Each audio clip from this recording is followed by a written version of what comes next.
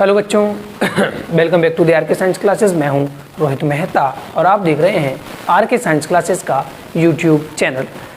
बच्चों, इस वीडियो में हम आपसे बात करने जा रहे हैं जो आज हमारा कक्षा 11th का जो बायोलॉजी का पेपर हुआ है, जीव विज्ञान यानी बायोलॉजी का जो पेपर हुआ है जो कि 11th क्लास के लिए है और अर्धवार्षिक परीक्षा 2024-25 के लिए है, उसके बारे में इस वीडियो के जरिए इस पेपर का सॉल्यूशन हम आज देखने जा रहे हैं।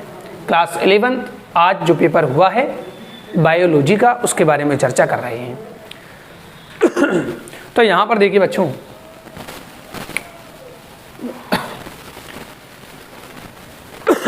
सबसे पहले आपको सेक्शन नंबर ए जो है वो दिया हुआ है।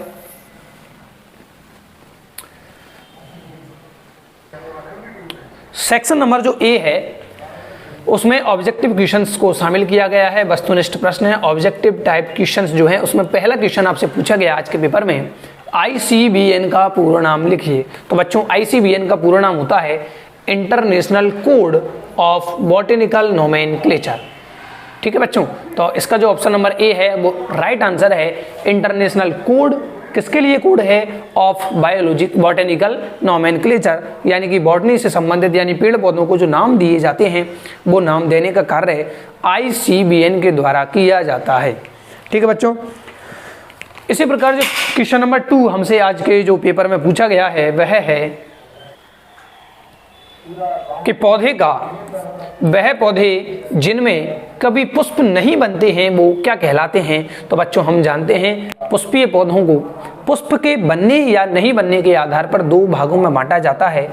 एक तो होते हैं बच्चों फेनेरोगैम्स, एक तो क्या होते हैं बच्चों? फेनेरोगैम्स, और दूसरा होता है क्रिप्टोगैम्स। फेनेरोगैम्स वो पौधे होते हैं जिनमें पुष्प बनते हैं और क्रिप्टोगैम्स वो पौधे होते हैं जिनमें पुष्प नहीं बनते हैं, पुष्पों का निर्माण नहीं होता है। तो बच्चों, वह पौधे जिनमें कभी पुष्प नहीं बनते हैं वो क्या कहलाते हैं? तो क्रिप्टोगैम्स जो है ऑप्शन नंबर सी इस क्वेश्चन का राइट आंसर है। क्वेश्चन नंबर 3 हमसे पूछा गया है बच्चों, सोलेनेसी जो कुल है उसका पुष्प सूत्र क्या है? तो बच्चों, ऑप्शन नंबर ये आपको ए दिखाई दे रहा है, यहाँ पर बी आपको दिखाई दे रहा है, ये सी आपको दिखाई दे रहा है और डी आपको दिखाई दे रहा है। अगर मैं बात करूं बच्चों इन चारों ऑप्शनों में, तो इन चारों में से कोई भी ऑप्शन जो है वो सही नहीं है। इन चारों ऑप्शनों में से कोई भी ऑप्शन ऐसा नहीं है जो पूर्ण रूप से सही ऑप्शन दिया गया है, लेकिन फिर भी थोड़ी बहुत गलतियों को मैं स्वीकार करते हुए ऑप्शन नंबर जो सी है इसको राइट मानूंगा। क्या मानेंगे बच्चों? थोड़ी बहुत इस जो क्वेश्चन है उसको थोड़ा बहुत हम राइट मान सकते हैं क्योंकि इसमें कम गलतियां हैं। ठीक है, मान सकते हैं, लेकिन पूरी तरह से ये सही नहीं है। इसी प्रकार बच्चों हम आगे चलते हैं, तो हम देखते हैं बच्चों कि यहां पर हमारा क्वेश्चन नंबर 4 है, कैस्पेरियन पट्टियां जो हैं वो कहां होती हैं? कैस्पेरियन जो पट्टियां हैं वो कहां होती हैं, यानी कि Casparian strips are found in. अब बच्चों, कैस्पेरियन पट्टिका मैं आपको बता देता हूं, पहली बात तो ये जड़ में पाई जाती हैं और जड़ में पाई जाती हैं, उसके अलावा ये एंडोडर्मिस में पाई जाती हैं। किस में पाई जाती हैं? जड़ में, और वो भी कहाँ? एंडोडर्मिस में। तो ऑप्शन नंबर ए बिल्कुल गलत हो जाएगा, एपिडर्मिस गलत हो जाएगा। जो एंडोडर्मिस है यानी अंतस्थ त्वचा जो है वो इसका राइट आंसर होगा, यानी कि एंडोडर्मिस में हमें जो है वो कैस्पेरियन पट्टियां दिखाई देंगी। और कैस्पेरियन पट्टिका जो है वो किसकी बनी होती है बच्चों? ये सुबेरिन की बनी होती है। किसकी बनी होती है? सुबेरिन की। तो जड़ में मिलती है, एंडोडर्मिस में पाई जाती है और सुबेरिन की पाई जाती है। ये इसका राइट आंसर होगा बच्चों ऑप्शन नंबर डी, अंतस्थ त्वचा, इंग्लिश में सही है एंडोडर्मिस। क्वेश्चन नंबर 5 हमसे पूछा गया है, कॉकरोच का जो हृदय है वो कितने कोष्ठों का बना होता है? तो बच्चों, कॉकरोच का जो हृदय है वो पृष्ठ सतह पर पाया जाता है और उसमें 13 खंड पाए जाते हैं, यानी 13 भागों से मिलकर के जो हृदय है वो कॉकरोच का बना होता है। अगला है कोशिका की खोज किसने की? तो बच्चों, कोशिका की खोज का श्रेय जो है वो रॉबर्ट हुक को जाता है और 1665 में इन्होंने कोशिका की खोज की, और जो कि वास्तव में CW थी, यानी कि कोशिका भित्ति थी, और ये कैसी कोशिका थी? मृत कोशिका थी। और अगर प्रश्न होता कि जीवित कोशिका की खोज किसने की, तो उसका आंसर जाता बच्चों ल्यूवेनहॉक को। किसको जाता? ल्यूवेनहॉक हॉक को, जिसने प्रोटोजुआ, जीवाणु, स्पर्म आदि के बारे में बताया था, आदि को खोजा था ल्यूवेन हॉक ने। तो कोशिका की खोज किसने की? तो रॉबर्ट हॉक ने। टोनोप्लास्ट झिल्ली कहाँ पाई जाती है? केंद्रक पर नहीं होती है बच्चों, लाइसोसोम पर नहीं होती है, ऑप्शन नंबर सी रिक्तिका, और जो ऑप्शन नंबर डी है वो है हरितलवक, यानी इसका जो राइट आंसर है वो रिक्तिका है। बच्चों जो कोशिका में रिक्तिका पाई जाती है, इसके अंदर द्रव पाया जाता है, उसको तो कहते हैं कोशिका रस, सेल सेप, इसको क्या कहते हैं? सेल सेप के नाम से जाना जाता है। और जो इसकी जो झिल्ली होती है बच्चों, उसको टोनोप्लास्ट के नाम से जाना जाता है। तो इसका जो सही आंसर वो क्या है? रिक्तिका पर। ठीक है। क्वेश्चन नंबर जो 8 है, हमसे पूछा गया है कि प्रकाश संश्लेषण की प्रक्रिया कहाँ संपन्न होती है? तो बच्चों इसका जो राइट आंसर है वो है क्लोरोप्लास्ट, यानी कि हरित लवक में। कहाँ संपन्न होती है प्रकाश संश्लेषण की क्रिया? तो हरित लवक में जो है प्रकाश संश्लेषण की क्रिया कंप्लीट होती है।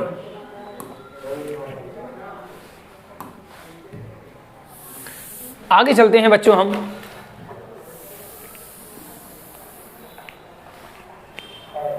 क्वेश्चन नंबर 8 के बाद हम आगे चलते हैं।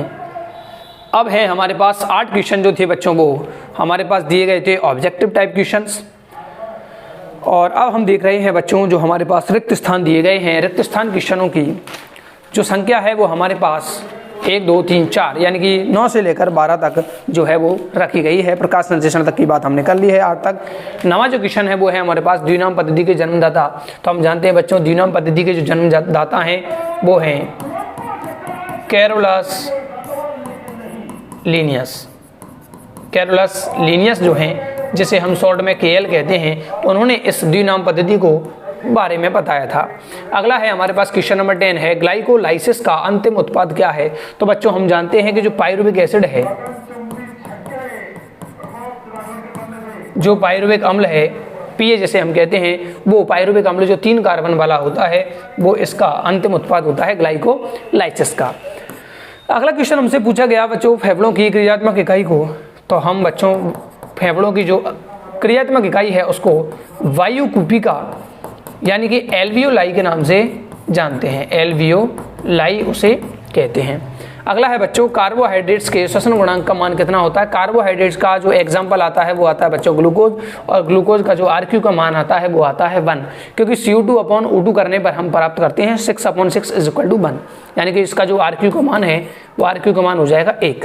तो इस प्रकार जो चारों हमारे जो फिल इन द ब्लैंक्स थे वो कंप्लीट होते हैं। आगे हमारा 13वां क्वेश्चन है अति लघुत्रात्मक, वेरी शॉर्ट जो आंसर हैं उनमें बात करते हैं। कवकों की कोशिका भित्ति किस यौगिक की बनी होती है?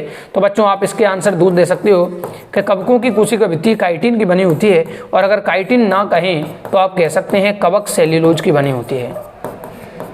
किसकी बनी होती है? या तो कह दीजिए आप काइटिन की बनी होती है, या फिर हम काइटिन नहीं लिखकर दे सकते हैं कवक सेल्यूलोज की बनी होती है। तो इस प्रकार बच्चों ये हमारा है जो क्वेश्चन नंबर 13 है वो भी यहाँ पर क्या होता है? कंप्लीट होता है।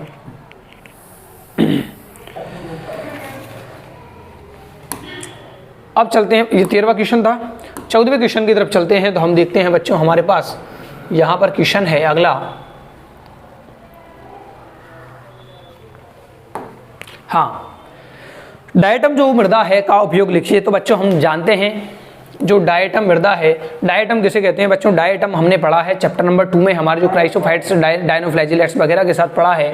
तो जो डायटम जो थे वो क्या होते हैं बच्चों? इनकी जो त्वचा होती है वो सिलिका की वगैरह की बनी होती है। इनकी त्वचा में सिलिका वगैरह पाई जाती है, जिसे हम डाइट में मृदा कहते हैं। मृदा बनाते हैं डाइट में मृदा।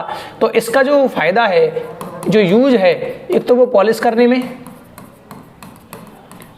में, और दूसरा जो इसका यूज है वो तेल व सिरप जो होते हैं उनके फिल्ट्रेशन में यानी कि निस्यंदन में जो है वो इसका यूज किया जाता है। यानी कि पॉलिश करने के काम आती है इनकी मिट्टी, और दूसरा तेल और जो सिरप है उसका निस्यंदन यानी फिल्ट्रेशन करने के काम में आती है। क्वेश्चन नंबर 15 है बच्चों हमारे पास वास्तविक देह गुहा यानी ट्रू सीलोम जो है उसको परिभाषित कीजिए। तो बच्चों हम जानते हैं ये हमारी देह भित्ति है। क्या है? ये हमारी देह भित्ति, और ये हमारी है आहार नाल यानी कि गट। अब देखिए आहार नाल और देह भित्ति, ये देह भित्ति जो है वो अंदर से ही मेसोडर्म से आश्रित होनी चाहिए। ये क्या है बच्चों? मेसोडर्म। और जो गट है यानी आहार नाल है वो बाहर से किससे मेसोडर्म से आस्तरित होनी चाहिए। तो मतलब देह भित्ति अंदर से और जो आहार नाल है वो बाहर से, दोनों अगर मेसोडर्म से आस्तरित होती हैं तो ऐसी जो देह गुहा होती है उसको हम कहते हैं बच्चों वास्तविक देह गुहा, ट्रू सीलोमेट इन प्राणियों को कहा जाता है। यानी कि देह गुहा जो मेसोडर्म से आस्तरित होती है क्या कहलाती है? देह गुहा जो मेसोडर्म से आस्तरित हो वो कहलाती है वास्तविक देह गुहा। अगला क्वेश्चन जो हमसे पूछा गया है वो है बच्चों क्वेश्चन नंबर 16, मोलस्का संघ के 2 मुख्य लक्षण लिखिए। मोलस्का संघ के 2 मुख्य लक्षण लिखिए। तो बच्चों मोलस्का संघ की जब हम बात करते हैं तो हमें पता है कि पहला तो इसका जो सबसे इंपॉर्टेंट जो कैरेक्टर है वो है कैल्शियम कार्बोनेट CaCO3 का कवच का पाया जाना जो है वो इसका एक मेन कैरेक्टर है। कैल्शियम कार्बोनेट का कवच इसमें पाया जाएगा तथा इनका जो शरीर है बच्चों, शरीर जो है वो इनका कोमल होता है या हम कह देंगे मुलायम होता है। कैसा होता है बच्चों? मुलायम होता है। इसके बाद हम बात करेंगे भोजन के लिए इनमें एक विशेष संरचना पाई जाती है जिसे हम रेती जिह्वा या रेडुला के नाम से जानते हैं। रेडुला जो जानते हैं वो पाई जाती है। इसके अलावा ये सारे प्राणी बच्चों और लिख सकते हो आप। मुख्य लक्षण पूछे थे तो आप कोई से भी दे सकते हैं। त्रिकोर की होती हैं। इनमें अंग तंत्र स्तर का जो संगठन है वो पाया जाता है। त्रिकोर को कहते हैं बच्चों ट्रिप्लोब्लास्टिक। तो इस प्रकार से आप कुछ भी दे सकते हैं। इसके अलावा और भी बहुत सारे हैं, जैसे ये जो हैं वो बाई जो सिमेट्रिकल पाए जाते हैं, यानी कि ये द्विपार्श्व समेत होते हैं, जल में पाए जाते हैं। ये सारे जो कैरेक्टर है वो आप दे सकते हैं। अगले क्वेश्चन की तरफ चलते हैं बच्चों। तो अगला क्वेश्चन है हमारे पास, शैवाल का आर्थिक महत्व बताइए। तो बच्चों शैवालों के आर्थिक महत्व में हम लिखेंगे जो CO2 स्थिरीकरण जितना धरती पर होता है, CO2 स्थिरीकरण का लगभग 50% जो भाग है वो अकेला कौन करता है? शैवाल।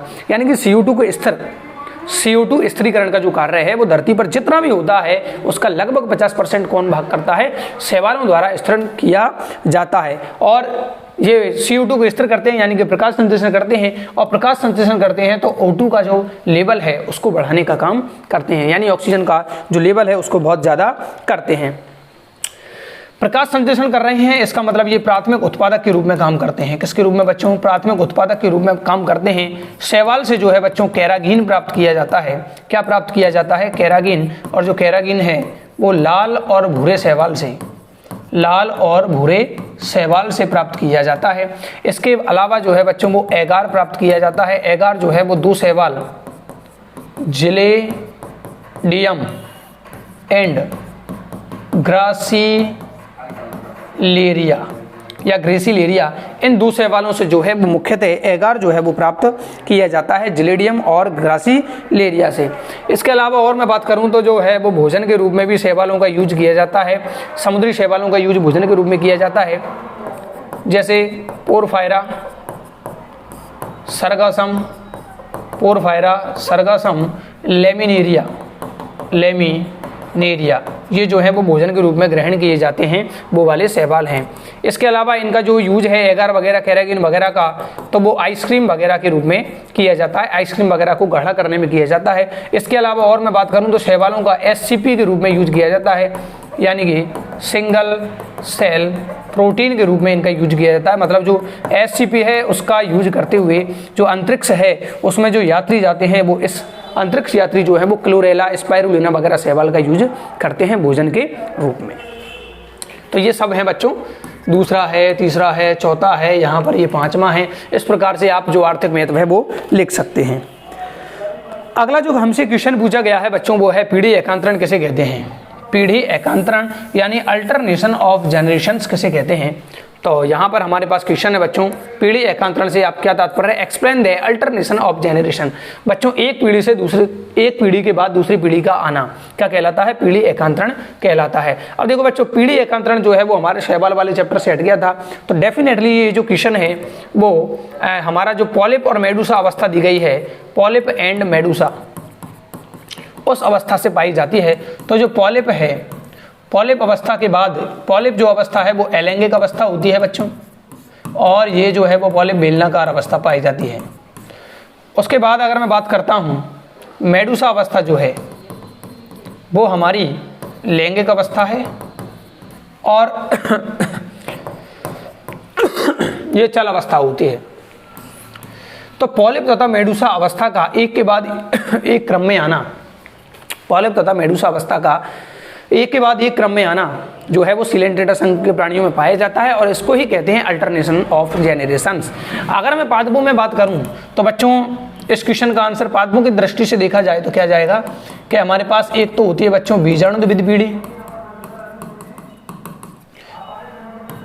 और दूसरी होती है बच्चों युग्मकोद्भिद पीढ़ी। तो बीजाणुद्विध पीढ़ी के बाद कौन सी आती है? युग्मकोद्भिद पीढ़ी, और युग्मकोद्भिद पीढ़ी की बाद आती है बच्चों वापस कौन सी पीढ़ी? बीजाणुद्विध। बीजाणुद्विध पीढ़ी को कहते हैं मतलब बच्चों स्पोरोफाइटिक या स्पोरोफाइट, और इसको कहते हैं बच्चों गैमिटोफाइट, गैमिटोफाइट। इस प्रकार से अल्टरनेशन ऑफ जेनरेशंस पाया जाता है, यानी कि एक पीढ़ी के बाद दूसरी पीढ़ी का आना। आगे चलते हैं बच्चों, हमारे पास पीढ़ी एकांतरण के बाद है चक्रीय फोटोफॉस्फोरिलेशन किसे कहते हैं?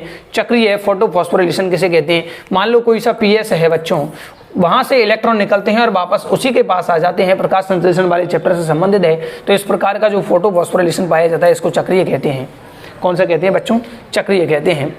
अगला है एब्सिसिक एसिड को तनाव हार्मोन क्यों कहते हैं बच्चों? जो हमारा एब्सिसिक एसिड को हम बच्चों लिखते हैं शॉर्ट में ABA, और इसको हम कहते हैं तनाव हार्मोन यानी स्ट्रेस हार्मोन। इसलिए कहा जाता है क्योंकि ये पौधों को विभिन्न सारे तनावों से बचने में क्या करता है बच्चों? हेल्प करता है। जैसे पत्तियों का मुरझाना जो है वो क्रिया करवाएगा, तो इस कारण इसको हम क्या कहते हैं? तनाव हार्मोन के नाम से ABA को जानते हैं। तो यहाँ पर अब बच्चों पूरी डिटेल तो मैं बता नहीं पाऊंगा, अभी टाइमिंग जो है वो कम पड़ती है और शाम होती है ज़्यादा। अगला है हमारे पास बच्चों section number B. Section number B में बात करते हैं निम्न लघु उत्तरात्मक प्रश्नों के उत्तर आपको देने हैं। Write the answer to the short question, यानी शॉर्ट क्वेश्चन यहाँ पर आपके जो है वो शुरू हो रहे हैं। क्वेश्चन नंबर 21 है बच्चों, युग्मक संलयन और त्रिसंलयन में क्या अंतर है? तो बच्चों जब दो युग्मक मिलते हैं तो उस घटना को कहते हैं हम युग्मक संलयन, चाहे वो नर युग्मक और मादा युग्मक हो, उनका मिलना तो कहलाता है युग्मक संलयन। और त्रिसंलयन में होता क्या है बच्चों? अब देखिए मैं समझाता हूं आपको। ये मान लीजिए हमारे पास पुष्प का चित्र है। ये क्या है बच्चों? हमारे पास पुष्प का चित्र। इस पुष्प के चित्र में पुष्पासन होगा, यहां पर इस प्रकार से परागकण भी लगे होंगे, और इस प्रकार से हमारे पास बच्चों दल, और यहाँ पर जो है वो बाह्य दल भी होंगे। इसके अंदर बच्चों जो है अंडाशय है, उसके अंदर इस प्रकार से बीजांड पाया जाता है। 3 कोशिकाएं यहाँ पाई जाती हैं और इस प्रकार से व्यवस्था पाई जाती है। अगर मैं इस संरचना को यहाँ से जूम करूँ, इस वाली संरचना को, तो हमारे पास कुछ इस प्रकार की संरचना दिखाई देती है, जिसमें 2 कोशिकाएं नीचे, 1 कोशिका ऊपर, फिर 1 कोशिका यहाँ पर हमें सेंटर में दिखाई देगी। 2 केंद्रक नजर आ रहे हैं आपको, और 3 कोशिकाएं जो है आपको यहाँ पर नजर आएंगी। तो बच्चों इसमें से जो ये वाली जो कोशिका आपको नजर आ रही है, इस वाली कोशिका को कहते हैं बच्चों हम अंड कोशिका। कौन सी कोशिका? अंड कोशिका। अब देखिए जब परागण की क्रिया होती है तो परागण की क्रिया में जो परागकण है वो परागकोश से निकलता है, वर्तिकाग्र पर आता है, और वर्तिकाग्र पर आने के बाद परागकण का अंकुरण होता है, और अंकुरण होने के बाद वहां से एक नली बनती है जिसे हम पराग नली के नाम से जानते हैं। और ये जो पराग नली है वो लगातार वर्तिकाग्र, वर्तिका और अंडाशय से होते हुए इस बीजांड के पास, ये जो संरचना मैंने बनाई है ये क्या है बच्चों? बीजांड है। ठीक है, ये बीजांड है इतना बड़ा, मतलब इसको भी अगर मैं घेरना चाहूँ तो इस प्रकार से मैं इसको और पूरी संरचना जो है वो बना सकता हूँ। तो ये जो पूरी संरचना अब जो बनी है वो है बीजांड। इस भाग को कहते हैं बच्चों हम माइक्रोपाइल, यानी बीजांड द्वार। क्या कहते हैं? माइक्रोपाइल, यानी कि बीजांड द्वार इस संरचना को कहते हैं। तो बच्चों इस जो ये मान लीजिए हमारे पास कौन आ रही है? पराग नली। ये वाली जो नली ब्लैक कलर से बनाई है वो ये पराग नली आ रही है। इसमें 2 नरयुग्मक होते हैं, एक होता है प्राथमिक नरयुग्मक और एक होता है द्वितीयक नरयुग्मक। प्राथमिक नरयुग्मक इस मादा युग्मक जो अंड कोशिका है, इन दोनों का मिलना तो कहलाता है बच्चों युग्मक संलयन। जब ये अंड कोशिका और ये नर युग्मक मिलेगा तो एक 2n संरचना का निर्माण होता है जिसे हम कहते हैं युग्मनज। क्या कहते हैं बच्चों, युग्मनज। और इसी प्रकार अगर मैं बात करूं तो दूसरा जो नर युग्मक है वो जाता है केंद्रीय केंद्रकों के पास या संलीन केंद्रकों के पास, और ये दोनों मिलते हैं तो 1n 2n और ये 3n, तो एक 3n संरचना का निर्माण होता है जो बनाती है Pn प्राथमिक भ्रूणपोष केंद्रक, और जो आगे डिवीजन करके यानी विभाजन करके बनाएगी भ्रूणपोष। क्या बनाएगी, भ्रूणपोष। तो ये दो केंद्रक मिल रहे हैं, इस घटना को कहते हैं युग्मक संलयन, और ये दो, ये वाले हैं दो और एक ये वाला है, तीन मिल रहे हैं तो इसको कहते हैं त्रिसंलयन यानी ट्रिपल फ्यूजन। ठीक है बच्चों, तो ये है क्या अंतर है, तो इसमें द्विगुणित संरचना का निर्माण होता है, इसमें त्रिगुणित संरचना का निर्माण होता है। इसमें गुणसूत्रों की संख्या 3 गुना होती है और इसमें केवल 2 गुना होती है। तो ये है आपका इस प्रश्न का आंसर कि युग्मक संलयन और त्रिसंलयन या त्रिसंलयन किसे कहते हैं। अगला है बच्चों जिम्नोस्पर्म के महत्वपूर्ण लक्षणों का जो है वो आपको यहाँ पर वर्णन करना है। तो बच्चों महत्वपूर्ण लक्षणों में सबसे पहला जो है वो जिम्नोस्पर्म का मतलब ही क्या होता है कि इसमें जो बीज होंगे या जो बीजांड जो पाया जाता है बच्चों, जो बीज या बीजांड कह दें हम, पुष्पीय अवस्था में तो क्या बोलता है बच्चों, बीजांड जो है वो अंडाशय से ग्रे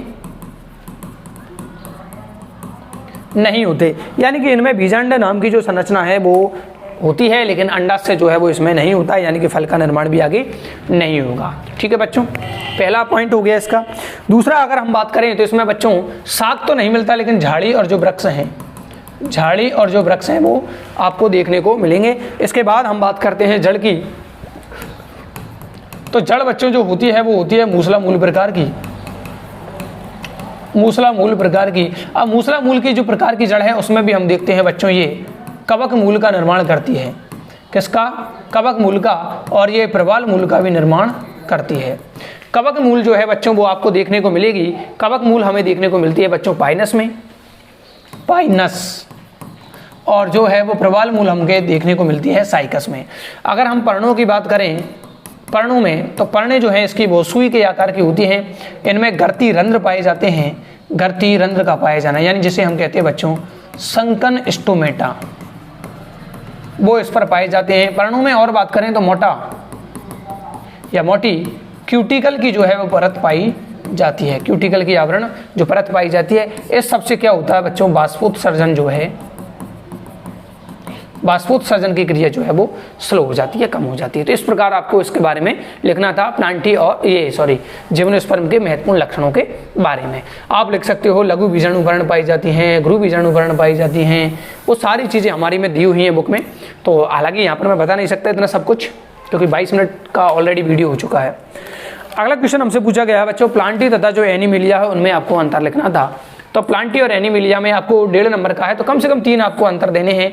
इस साइड तो आप लिखेंगे प्लांटी और इस साइड लिखेंगे आप एनिमेलिया। इसमें सभी पादप शामिल है बच्चों, 3 अंतर तो आप लिख ही सकते हैं। इसमें जो है वो जंतु पाए जाते हैं बच्चों, ठीक है।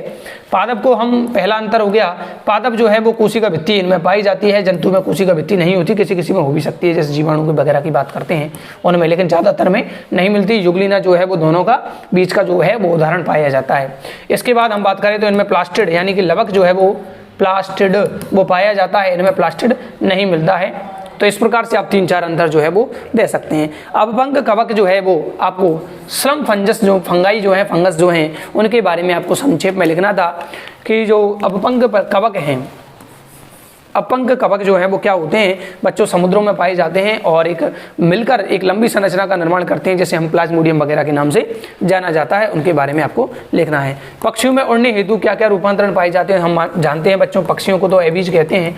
इनमें जो है वो हड्डियाँ खोखली होती हैं, वायुकोश पाए जाते हैं, मूत्राशय का अभाव होता है, एक ही मूत्राशय इनमें जो पाया जाता है वो, अंडवाहिनियाँ भी एक ही पाई जाती है, अंडाशय एक पाया जाता है। अग्रपात जो है वो पंखों में रूपांतरित हो जाते हैं वजन कम करने के लिए, और आगे फिर दांत नहीं पाए जाते हैं, चोंच पाई जाती है। इस प्रकार से आप लिख सकते हैं, ठीक है बच्चों। अगले क्वेश्चन की तरफ चलते हैं। प्राणी जगत के सबसे बड़े संघ का नाम तो है बच्चों, प्राणी जगत का सबसे बड़ा जो है वो है आर्थ्रोपोडा। आर्थ्रोपोडा संघ जो है वो सबसे बड़ा है। और अगर सेकंड जो अर्थ में बात करूं तो सेकंड सबसे बड़ा जो है वो बच्चों वो मोलस्क का होता है, ठीक है। और फिर इनमें कहा है कि इसकी विशेषताएं बताइए। तो आर्थ्रोपोडा में आपको 2 विशेषताएं तो वेरी इंपॉर्टेंट है कि इनका जो आर्थो यानी होता है बच्चों संधि युक्त, पोडा का मतलब होता है पैर, यानी कि संधि युक्त उपांग का पाया जाना। संधि युक्त उपांगों का पाया जाना जो है वो आर्थ्रोपोडा का सबसे इंपॉर्टेंट कैरेक्टर है। और दूसरा जो इसका बाह्य कंकाल जो होता है वो काइटिन का बना होता है, काइटिन का बाह्य कंकाल। ये दो कैरेक्टर जो हैं वो वेरी इंपॉर्टेंट है और ये तो आपको याद होनी ही चाहिए। इसके बाद है बच्चों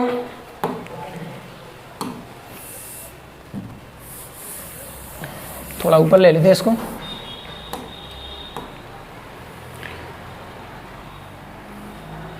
ये लो। आपसे पूछा गया है कि हरित लवक की अनुप्रस्थ काट का नामांकित चित्र बनाइए। हरित लवक के बारे में आपको, क्लोरोप्लास्ट के बारे में आपको पूछा गया है। तो बच्चों इस प्रकार हम जानते हैं कि जो हरित लवक है वो एक डबल मेम्ब्रेन जो है वो ऑर्गेनेली है, यानी डबल झिल्ली युक्त जो है वो कोशिका अंग है। इसमें क्या होता है बच्चों, सिक्के के समान जो संरचनाएं पाई जाती हैं, जैसे इस संरचना की मैं बात करूं जो मैंने यहाँ पर कलरफुल कर दी है, इस संरचना को कहते हैं थाइलेकॉइड। क्या कहते हैं बच्चों? थाइलेकॉइड। और ये जो संरचना बनी है इसको कहते हैं ग्रेनम। और विभिन्न सारे जो ग्रेनम हैं, जैसे 1 2 3 ग्रेनम जो मैंने बनाए हैं, तो इनका जो मिलकर जो बहुवचन बनेगा वो होता है ग्रेना। ठीक है बच्चों। इसके अलावा जो यहाँ पर आपको पूरे संरचना जो दिखाई देती है इसको कहते हैं हम स्ट्रोमा। क्या कहते हैं बच्चों? स्ट्रोमा। जो यहाँ पर एक ग्रेनम दूसरे ग्रेनम से इस प्रकार से कनेक्टेड जो होती हैं वो संरचना यहाँ पर दिखाई दे रही हैं, इनको कहते हैं बच्चों अंतर ग्रेनम पटलिका। पट्टी पटलिका। ठीक है, ये इसको कहते हैं। थाइलेकॉइड हो गया बच्चों, ग्रेनम हो गया, स्ट्रोमा हो गया। इसके बाद यहाँ पर जो है बच्चों इसका खुद का डीएनए पाया जाता है। इसके पास खुद का जो है वो राइबोसोम पाया जाता है। माइटोकॉन्ड्रिया और प्लास्टिड जो हैं वो दो ऐसे कोशिकाएं हैं जिनके पास खुद का डीएनए और खुद का आरएनए वगैरह पाया जाता है। इसके अलावा इनमें साइनोफाइसिन कणिकाएं जो है वो स्टार्च वगैरह भी थोड़ा बहुत मात्रा में पाया जाता है। इस प्रकार आपको चित्र बनाना था किसका बच्चों? हरित लवक की संरचना का। आप इसका नाम लिखेंगे बाहरी झिल्ली, इसका नाम लिखेंगे अंदर वाली झिल्ली, और इसका लिखेंगे, इसको क्या कहते हैं बच्चों? पेरीप्लास्टिडियल स्पेस। पेरीप्लास्टिडियल स्पेस के नाम से जाना जाता है। ये आउटर जो है वो मेम्ब्रेन है और जो इनर मेम्ब्रेन है ये आपको लिखना था। इस प्रकार जो है वो आपका चित्र कंप्लीट होता है।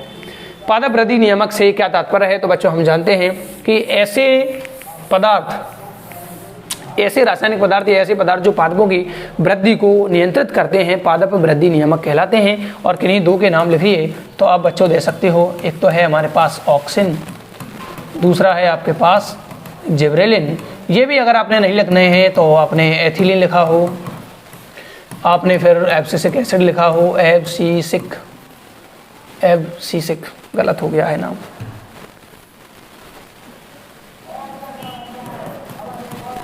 एब्सिसिक अम्ल। ठीक है बच्चों। और इसके अलावा हमारे पास एक और आता है साइटोकाइनिन। तो ये सभी जो हैं वो क्या है? हमारे पास पादप वृद्धि नियामक हैं। श्वसन संबंधी विकारों को समझाना था तो बच्चों आपको एक तो दमा याद है, दमा या जिसे हम कहते हैं अस्थमा, इसके बारे में लिख सकते हो। दूसरा आप ब्रोंकाइटिस के बारे में लिख सकते हो, ब्रोंकाइटिस। और इसी को हम कहते हैं बच्चों श्वसनी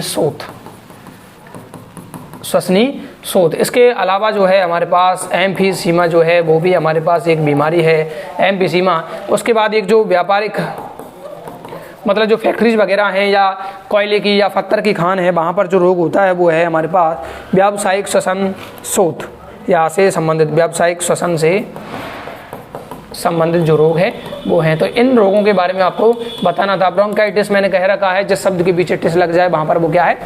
सूजन वगैरह के रूप में देखी जाती है। तो ब्रोंकाई में क्या आ जाएगी? सूजन। यहाँ पर सांस लेने में प्रॉब्लम आएगी और यहाँ पर जो है वो सीटी की आवाज़ आती है सांस लेने के टाइम।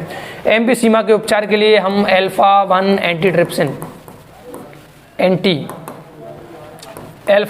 जो एंटीट्रिप्सिन है उसका यूज करते हैं। और ये जो है वो वहाँ पर हमें जो है वो राजस्थान सरकार या अन्य सरकार भी जो है प्रयास करती हैं और यहाँ पर जो है वो मास्क लगाकर लोगों को रहना चाहिए। तो इस प्रकार ये हमारा बच्चों क्वेश्चन नंबर 29 जो है वो कंप्लीट होता है। इसके बाद हम चलते हैं बच्चों हमारा अगला क्वेश्चन की तरफ और लास्ट पेज की तरफ चलते हैं। लास्ट पेज जो है वो बच्चों यहाँ पर आपको बताया गया है,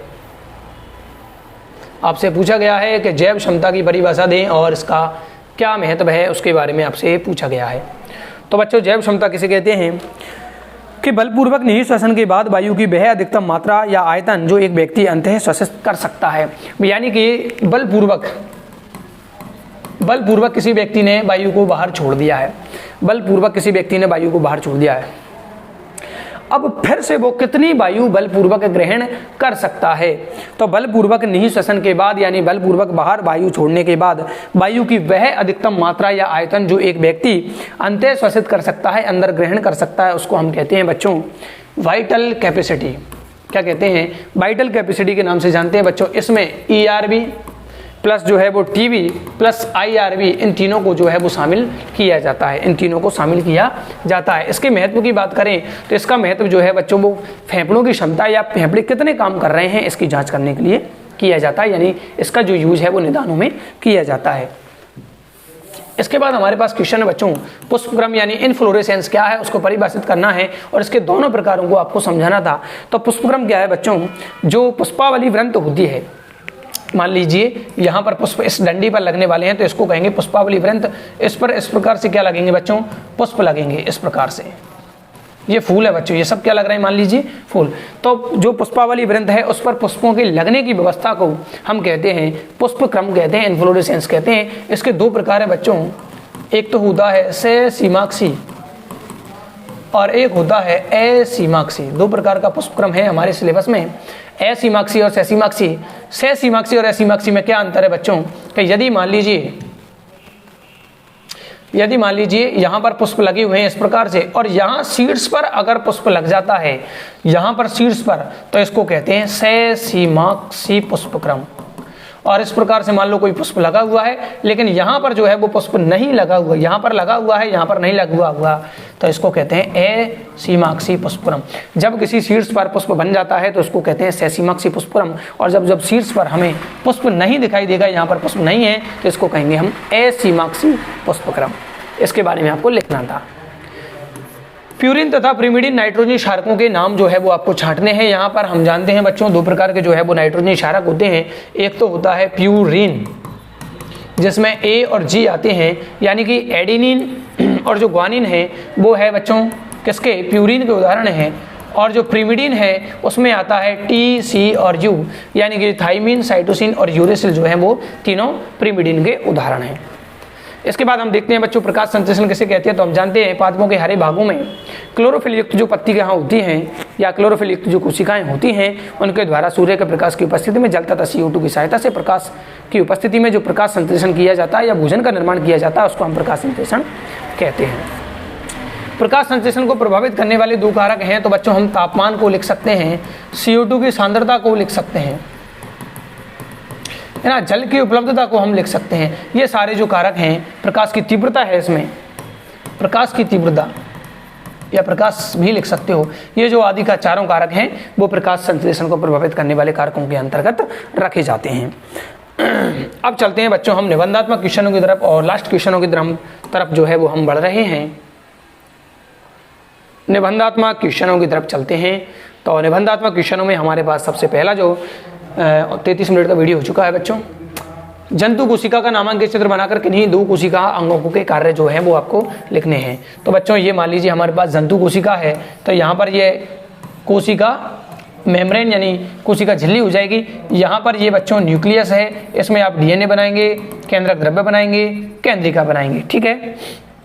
यहाँ पर जगह जगह जो आप इसमें